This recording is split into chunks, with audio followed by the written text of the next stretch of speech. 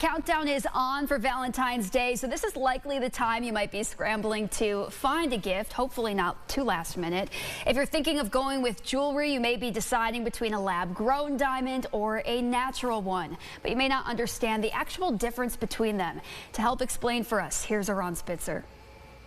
In terms of the how-to, you would choose a lab-grown diamond just like you would any piece of jewelry, but you get more bang for your buck, and even the experts can't see the difference. I've been a gemologist for almost 45 years. There's nothing for me to see in a lab-grown diamond that tells me it's lab-grown. That's Paul Casarino. He's the president of the Gem Lab. He tells me their lab-grown diamonds have the words laboratory grown etched on the side with a laser. If that's not there, there's nothing to see, even under a microscope, to identify it. Casarino was the second gemologist in Rochester. His father was the first. It's a family business that's been around since 1958, and he says they were one of the first in Western New York to carry lab-grown diamonds. So these guys are experts. Studying laboratory-grown diamonds was part of my education, but it wasn't something I really had to implement because they weren't available to the consumers.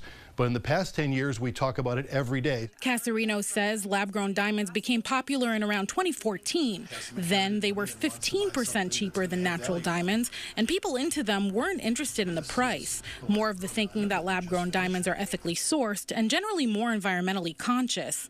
Fast forward, and a decade later, lab-grown diamonds are about 90% cheaper than their natural counterparts. For comparison, $2,000 can buy you a half-carat natural diamond, but a 2-carat lab-grown diamond, and you're getting better quality. According to Casarino's niece, who's been working at the store for 15 years, the stigma is fading. I think that the industry has done a really great job of showing that it is a diamond and that the stigma of lab-grown diamonds being fake is not there anymore. My engagement ring is a lab-grown diamond, but Casarino says that there's no secondary market for these rings. They don't hold value like natural diamonds, which either stay the same or increase depending on demand. So you buy them for their sentimental value, you buy them because you like the carats, how it's colorless, the clarity, but again, not for their secondary market. Because whatever you paid for it today, tomorrow or the next day or the next year, the consumer will be able to buy it brand new for even less. Some of my clients prefer to buy something that will have some value when they give it to their